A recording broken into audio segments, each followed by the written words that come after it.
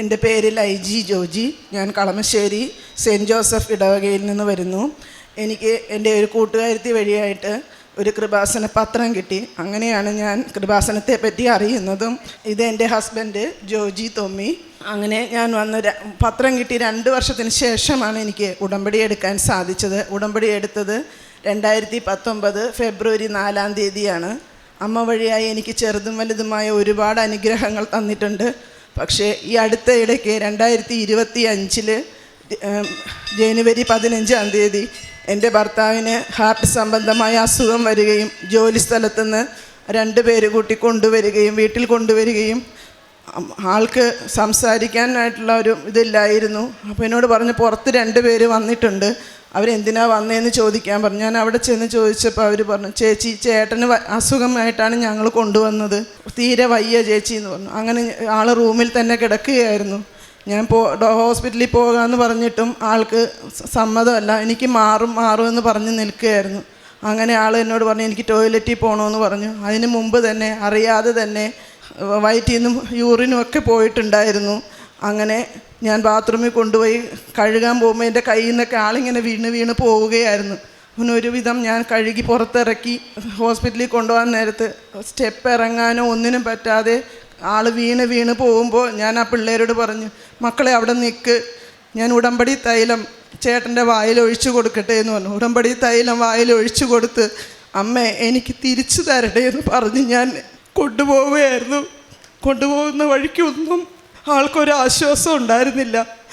എന്നോട് ചോദിക്കുക എത്തണില്ലല്ലോ എനിക്ക് പറ്റണില്ല എന്ന് പറയുമായിരുന്നു. അങ്ങനെ ഞാൻ പറഞ്ഞു ചേട്ടാ ഇപ്പം എത്തും എന്ന് പറഞ്ഞു. മെഡിക്കൽ കോളേജിൻ്റെ ഗേറ്റ് എത്തിയപ്പോൾ ഞാൻ പറഞ്ഞു മെഡിക്കൽ കോളേജ് എത്തി ചേട്ടാ, ഇനി നമ്മൾ രക്ഷപ്പെട്ടു എന്ന് പറഞ്ഞു. അങ്ങനെ കാഷ്വാലിറ്റിയിൽ കൊണ്ടു ചെന്നപ്പോൾ അവിടെ ചെന്ന് ECGയും BP-യും പൾസും ഒക്കെ നോക്കിയിട്ട് ഒന്നും കിട്ടുന്നില്ല. ഞാനും എൻ്റെ ഇളയ മോളും ആ കുട്ടികളും മാത്രമേ ഉണ്ടായിരുന്നുള്ളൂ. അവിടെ നിന്ന് നോക്കിക്കൊണ്ടിരുന്നപ്പോൾ ഡോക്ടർ ECG ഒക്കെ വലിച്ചൂരി കളഞ്ഞ് BP പാറ്റസൊക്കെ മാറ്റി, പൾസില്ല, BP ഇല്ല, ECG ഇല്ല, ഒന്നുമില്ലായിരുന്നു. വായിൽ നിന്ന് നൊരയും പതയൊക്കെ വന്ന് എൻ്റെ മോളെ ഇറങ്ങി ഓടിക്കളഞ്ഞു. എങ്ങോട്ട് പോയി എന്ന് പോലും ഞാൻ നോക്കിയില്ല. ഡോക്ടർ പറഞ്ഞു ചേട്ടൻ മരിച്ചു കേട്ടോ എന്ന് പറഞ്ഞു. എനിക്ക് മരവിപ്പായിരുന്നു. അവിടെ നിന്ന് ഞാൻ കരഞ്ഞു. ഞാൻ അമ്മയോട് ചോദിച്ചു, അമ്മ ഞാൻ തിരിച്ചു തരണമെന്ന് പറഞ്ഞിട്ട് അമ്മ തിരിച്ചെടുക്കുകയാണെങ്കിൽ അമ്മയുടെ ഇഷ്ടം നിറവേറട്ടെ എന്ന് പറഞ്ഞു. അങ്ങനെ അവർ ആളെ കോട്ടൻ മുക്കി തുടച്ച് കാലിൻ്റെ വിരലുകൾ കൂട്ടിക്കെട്ടുന്ന സമയത്ത് ഒരു ഞെട്ടൽ പോലെ വന്ന് കിട്ടിയ ജീവനാണ് എൻ്റെ ഭർത്താവിൻ്റെ ജീവിതം.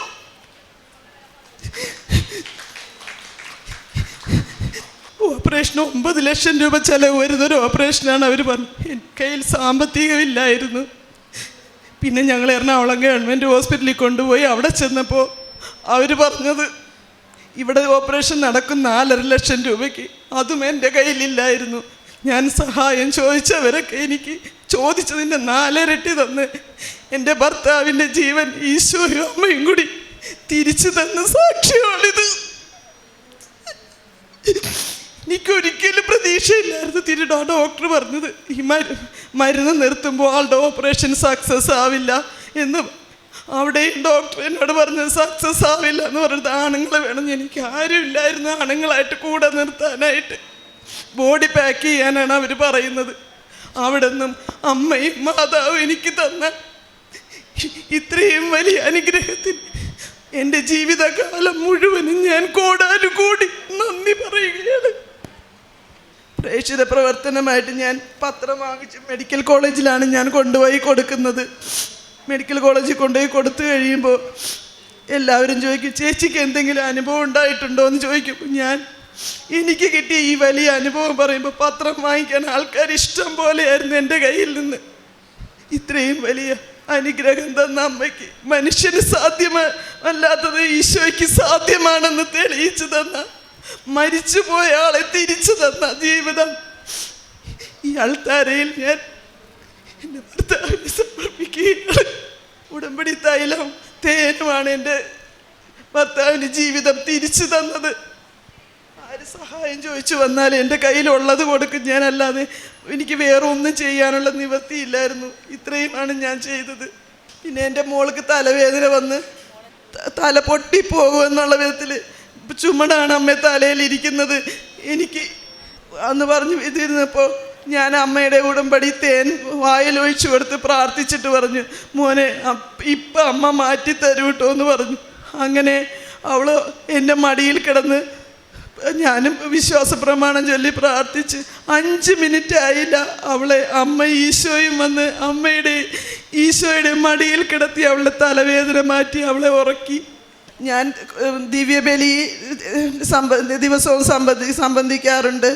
2 ആഴ്ച കൂടുമ്പോൾ കുമ്പസാരിക്കാറുണ്ട്. പിന്നെ പ്രത്യക്ഷീകരണ പ്രാർത്ഥനയും ഉടമ്പടി പ്രാർത്ഥനയും ഇതേവരെയും മുടക്കിയിട്ടില്ല. അച്ഛൻ്റെ ടോക്കുകളും ഞാൻ കേൾക്കാറുണ്ട്. ബൈബിൾ വായനയും ഞാൻ മുടക്കാറില്ല. ഈശോയ്ക്കും അമ്മയ്ക്കും 1000 നന്ദി. ജനതകളുടെ ഇടയിലേക്ക് നോക്കി വിസ്മയഭരിതരാകുവേൻ. പറഞ്ഞാൽ വിശ്വസിക്കാനാവാത്ത ഒരു പ്രവൃത്തി നിങ്ങളുടെ നാളുകളിൽ ഞാൻ ചെയ്യാൻ പോകുന്നു. ഹബാക്കൂക്കിൻ്റെ പുസ്തകം 1-ാം അധ്യായം 5-ാം വചനമാണ്. പലപ്പോഴും നമ്മുടെ മനസ്സിലും ദൈവം എന്തേ എൻ്റെ പ്രാർത്ഥന കേൾക്കാത്തത്, ചിലപ്പോൾ നമുക്ക് മനസ്സിലാകാത്ത രീതിയിലാണ് ദൈവം പ്രവർത്തിക്കുന്നത്. ദൈവമേ, എത്ര കാലം ഞാൻ കാത്തിരിക്കണം? എൻ്റെ പ്രാർത്ഥന കേൾക്കുന്നുണ്ടോ? ദൈവം എന്താണ് ചെയ്യുന്നതെന്നൊക്കെയുള്ള ഒരു വിചാരം നമ്മുടെ മനസ്സെ അലട്ടാൻ പല പ്രാവശ്യവും. പക്ഷെങ്കിൽ അവിടെയും ദൈവം പ്രവർത്തിക്കുന്നു എന്നുള്ളൊരു വലിയ സാക്ഷ്യമാണ് നാം ഇപ്പോൾ കേട്ടത്. ഒരു പക്ഷേ ഇന്നത്തെ കഷ്ടപ്പാടുകളായിരിക്കാം നാളത്തെ വലിയ വലിയ പ്രത്യക്ഷീകരണത്തിൻ്റെ അത്ഭുതങ്ങളായി ഓരോ മക്കളും ഈ പ്രത്യക്ഷീകരണ ആലയത്തിൽ സാക്ഷ്യപ്പെടുത്തുന്നത്. ഇന്ന് നമുക്ക് മനസ്സിലാവാത്തത് നാളെ ഒരു വലിയ സത്യമാവാം, ഒരു വലിയ സാക്ഷ്യമാവാം. ദൈവത്തിൻ്റെ സമയം പൂർണ്ണതയിലാണ്. ലൂക്കായുടെ സുവിശേഷം 1-ാം അധ്യായം 37-ാം വചനം പറയുന്നത് പോലെ ദൈവത്തിന് ഒന്നും അസാധ്യമില്ല എന്ന് പറഞ്ഞപ്പോൾ പരിശുദ്ധ അമ്മ പറഞ്ഞു, നിൻ്റെ വചനം പോലെ എന്നിലാവട്ടെ എന്ന്.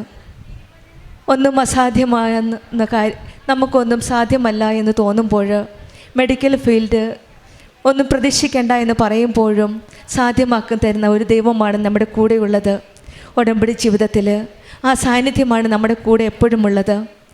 ഈ സന്നിധിയിൽ ഓരോ സാക്ഷ്യങ്ങൾ കേൾക്കുമ്പോഴും അസാധ്യമായവയെല്ലാം സമർപ്പിച്ച് സാക്ഷ്യമാക്കി തീരുന്ന സാക്ഷ്യങ്ങളാണ് നാം ഇവിടെ ഓരോ നിമിഷവും കേൾക്കുന്നത്. ഈ മകളുടെ സാക്ഷ്യം അതുപോലെ തന്നെയാണ്.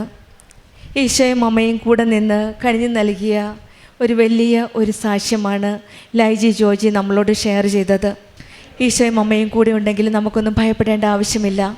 അസാധ്യമായത് സാധ്യമാക്കി തരുന്ന ഒരു ദൈവമാണ് നമ്മുടെ കൂടെയുള്ളതെന്ന് നമുക്ക് പൂർണ്ണമായിട്ട് വിശ്വസിക്കാം. രോഗത്തിന് സൗഖ്യം തരുന്ന ഒരു ദൈവമാണ്. സകലരുടെയും കണ്ണുനീർ തുടച്ചു മാറ്റുന്ന ഒരു ദൈവമാണെന്നാണ് യെശയ്യാ പ്രവാചകൻ്റെ പുസ്തകം 25-ാം അധ്യായം 8-ാം വചനം പറയുന്നത്. നമുക്ക് പൂർണ്ണതയോടെ പൂർണ്ണമായിട്ട് വിശ്വസിക്കാം. അവിടുന്ന് എല്ലാം നോക്കിക്കൊള്ളുമെന്നാണ് സങ്കീർത്തനം 37-5-ാം വചനം പറയുന്നത്. വിശ്വാസത്തോടെ പ്രാർത്ഥിക്കുന്നതെല്ലാം ലഭിക്കുന്ന ഒരു പദ്ധതിയാണ് ഉടമ്പടി.